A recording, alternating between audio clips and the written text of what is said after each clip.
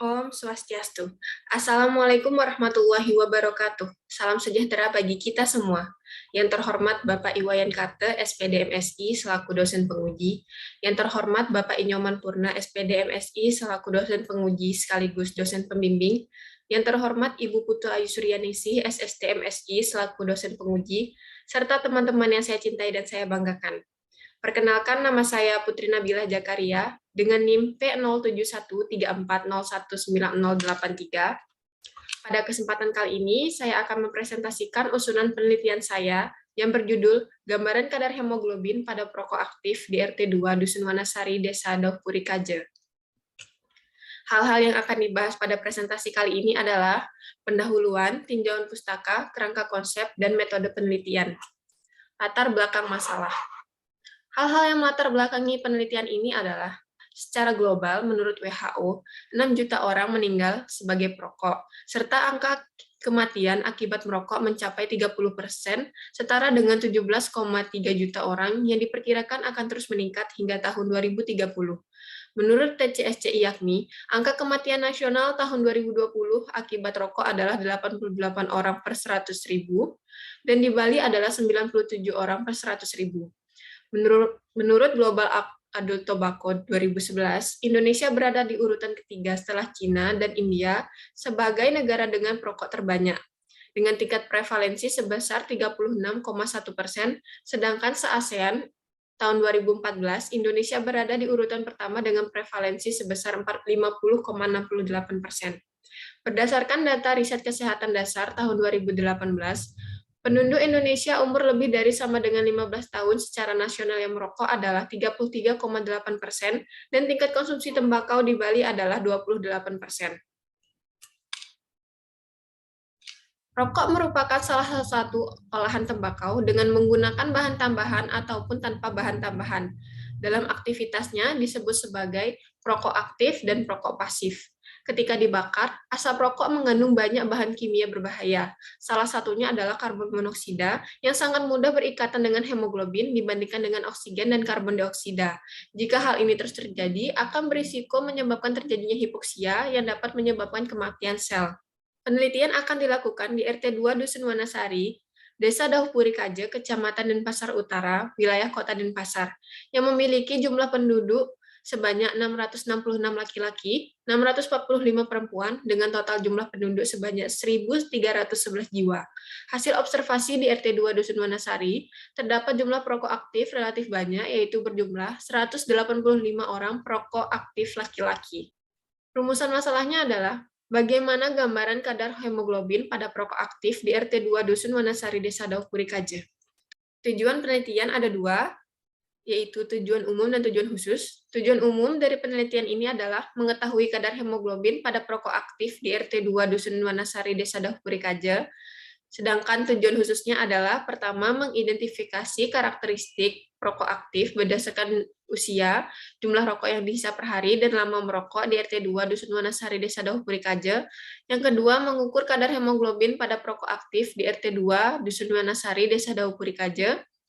Yang ketiga, mendeskripsikan kadar hemoglobin pada perokok aktif di RT2 Dusun Wanasari, Desa Dauhpuri Kaje berdasarkan kelompok usia, jumlah rokok yang dihisap per hari, dan lama merokok. Manfaat penelitian yaitu manfaat teoritis dan manfaat praktis. Manfaat teoritis yaitu diharapkan hasil penelitian ini dapat digunakan sebagai tambahan referensi keilmuan dan pengembangan pengetahuan di bidang hematologi. Sedangkan manfaat praktis bagi peneliti diharapkan menambah wawasan pengetahuan dan pengalaman di bidang hematologi tentang kadar hemoglobin pada perokok aktif di RT2 Dusun Wanasari, Desa Dauhpuri Kaje. Bagi masyarakat diharapkan menambah wawasan pengetahuan dan informasi mengenai bahaya merokok dan asap rokok, mengenai hubungan merokok dengan kadar hemoglobin, serta menerapkan budaya hidup sehat dan tidak merokok, dan menghindari asap rokok. Bagi institusi, diharapkan dapat memberikan informasi yang berguna mengenai gambaran kadar hemoglobin pada perokok aktif di RT2 Dusun Wanasari, Desa Dauhpuri Kaje. Tinjauan pustaka.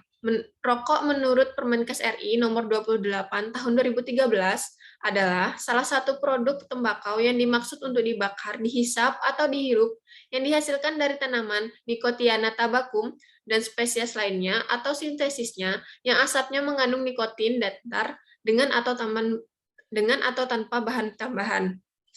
Memiliki kurang lebih 4.000 jenis senyawa kimia, 400 zat berbahaya, dan 43 zat penyebab karsinogenik dengan 3 zat kimia yang paling berbahaya, yaitu karbon monoksida, tar, dan nikotin. Kategori perokok ada dua, yaitu perokok aktif atau active smoker, dan perokok pasif atau passive smoker. Di mana perokok aktif dibagi menjadi perokok ringan, perokok sedang, dan perokok berat. Dampak merokok bagi kesehatan yaitu dapat menyebabkan jantung koroner, serangan jantung, kanker, bronkitis, emfisema, dan gangguan pernafasan. Selanjutnya ada hemoglobin. Hemoglobin terdapat dalam sel-sel darah merah dan merupakan pigmen pemberi warna sekaligus membawa oksigen dari paru-paru ke seluruh sel-sel tubuh. Terbentuk dari 4 rantai polipeptida, rantai asam amino, yang terdiri dari 2 rantai alfa dan 2 rantai beta, yang masing-masing rantai terbuat dari 141 sampai 146 asam amino. Fungsinya adalah mengatur pertukaran oksigen dan karbon dioksida dalam jaringan tubuh, mengambil oksigen dari paru-paru kemudian dibawa ke seluruh jaringan tubuh, serta membawa karbon dioksida dari jaringan tubuh sebagai hasil metabolisme menuju ke paru-paru untuk dibuang. Faktor-faktor yang mempengaruhi kadar hemoglobin dalam tubuh adalah pertama usia, jenis kelamin, nutrisi, penyakit kronis, aktivitas fisik, dan kebiasaan merokok. Di mana metode pemeriksaan hemoglobin dapat dilakukan dengan metode Tellquist, tembaga sulfat, cyanide hemoglobin, dan POCT atau point of care test. Hubungan merokok dengan hemoglobin. Ketika merokok akan menghasilkan gas karbon monoksida yang merupakan hasil dari pembakaran tidak sempurna hidrokarbon, kemudian masuk ke aliran darah membentuk ikatan karboksi hemoglobin. Hal ini dikarenakan afinitas karbon monoksida 210 kali lebih kuat dengan hemoglobin dibandingkan dengan oksigen. Kemudian terjadi rendahnya kadar oksigen dalam tubuh yang menyebabkan hipoksia akibat dari mekanisme kompensasi tubuh yang meningkatkan produksi hemoglobin. Kerangka konsep. Berdasarkan kerangka konsep tersebut, perokok dibagi menjadi 2 kategori, yaitu perokok aktif dan perokok pasif. Kadar hemoglobin dapat dipengaruhi oleh beberapa faktor, yaitu jumlah rokok yang dihisap per hari, lama merokok, usia, jenis kelamin, nutrisi, aktivitas fisik, dan riwayat penyakit. Faktor usia, jenis kelamin, nutrisi, aktivitas fisik, dan riwayat penyakit tidak diteliti pada penelitian ini. Dan kadar hemoglobin diukur dengan metode point of testing atau POCT menggunakan alat digital isi touch GCHB, kemudian hasilnya dikategorikan menjadi rendah, normal, dan tinggi. Variabel dalam penelitian ini adalah kadar hemoglobin pada perokok aktif di RT 2 Dusun Wanasari, Desa Dahpurikaja. Definisi operasional terdiri dari 4 variabel. Yang pertama adalah kadar hemoglobin yang merupakan hasil dari pemeriksaan kadar hemoglobin dalam darah dengan satuan gram per desiliter. Diukur dengan metode POCT menggunakan alat digital isi tes GCHB. Skala datanya adalah ordinal dengan kategori rendah, normal, dan tinggi. Kemudian variabel yang kedua adalah perokok aktif, yaitu orang yang langsung menghisap rokok setiap harinya. Yang digunakan pada penelitian ini adalah responden laki-laki, diukur dengan wawancara dan kuesioner, kemudian skala datanya adalah nominal. Kemudian variabel yang ketiga adalah jumlah rokok yang dihisap per hari, yaitu berdasarkan jumlah rokok yang dihisap setiap harinya, diukur dengan wawancara dan kuesioner, dengan skala data adalah ordinal, dengan kategori perokok adalah ringan, sedang, dan berat. Variabel yang terakhir adalah lama merokok, yaitu lamanya merokok dihitung dari tahun pertama kali merokok hingga penelitian ini dilakukan, diukur dengan wawancara dan kuesioner dengan kategori kurang dari 5 tahun, 5-10 tahun, dan lebih dari 10 tahun. Jenis penelitian yang digunakan adalah penelitian deskriptif dengan mendeskripsikan atau menggambarkan kadar hemoglobin pada perokok aktif di RT 2 Dusun Wanasari, Desa Dahpurikaja. Alur penelitiannya adalah melakukan wawancara dan pengisian informed consent oleh responden, dilanjut dengan pengisian kuesioner, kemudian pengambilan sampel darah kapiler dengan total sampel, berjumlah 36 responden perokok aktif laki-laki di RT 2 Dusun Wanasari, Desa Dahpurikaja, kemudian diukur sampel kadar hemoglobin dengan metode POCT, lalu dianalisis dan dikumpulkan hasilnya. Tempat penelitian akan dilakukan di RT 2 Dusun Wanasari, Desa Dahpurikaja, dan waktu penelitian dilakukan dari bulan Maret sampai dengan bulan Mei 2022.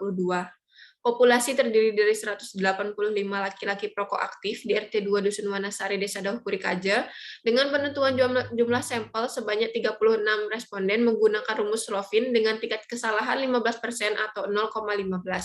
Kriteria inklusi sampel adalah laki-laki perokok aktif di RT 2 Dusun Wanasari, Desa Dahpuri Kaje, berusia lebih dari sama dengan 17 tahun dan bersedia menjadi responden. Sedangkan kriteria eksklusi adalah responden yang mengundurkan diri saat penelitian dan sedang sakit saat penelitian. Teknik pengambilan sampel menggunakan probability sampling secara simple random dengan metode yang digunakan adalah undian dengan rancangan pengambilan sampel tanpa pengembalian atau sampel yang sudah terpilih tidak akan terpilih lagi. Jenis data merupakan data primer dengan teknik pengumpulan data berupa wawancara, kuesioner, dan pengukuran kadar Hb. Instrumen pengumpulan data terdiri dari lembar informed consent, identitas responden, dan kuesioner. Kemudian alat bahan untuk pengukuran kadar hemoglobinnya, alatnya berupa alat digital isi tes GCHB, blood lancet, chip hemoglobin, strip hemoglobin, dan autoclick, dan bahannya berupa alkohol swab 70%, kapas kering, sarung tangan, masker, dan darah kapiler, serta menggunakan alat tulis dan kamera. Kemudian prosedur kerjanya, pertama, disiapkan alat dan bahan, kemudian dihidupkan alat isi tes GCHB dengan memasukkan chip HB dan strip HB dan sesuaikan kode dengan botol strip pada layar. Pasang blood lancet pada autoclick dan atur kedalaman jarum, kemudian tukar lokasi penusukan dan bersihkan ujung jari ketiga atau ujung jari keempat, baik tangan kanan maupun tangan kiri yang akan diambil darahnya dengan menggunakan alkohol swab 70% dan tunggu mengering. Tusuk jari tangan menggunakan blood lancet yang telah disiapkan. Setelah darah keluar, gunakan tetesan darah yang kedua untuk pemeriksaan. Kemudian, darah tersebut disentuh pada strip test pada bagian tanda panah dan dibiarkan masuk ke dalam strip HB. Kemudian, tunggu alat membaca hasil dalam beberapa detik. Teknik pengolahan data dilakukan setelah didapat data hasil wawancara dan kuesioner serta hasil pengukuran kadar hemoglobin perokok aktif. Kemudian dikelompokkan dan diolah dengan teknik tabulasi data dan disajikan dalam bentuk tabel dan narasi, lalu dianalisis dengan analisis deskriptif. Etika penelitian terdiri dari persetujuan, menghormati atau menghargai subjek, manfaat tanpa nama, kerahasiaan, dan keadilan. Sekian yang dapat saya presentasikan. Mohon maaf apabila ada hal-hal yang tidak berkenan. Terima kasih.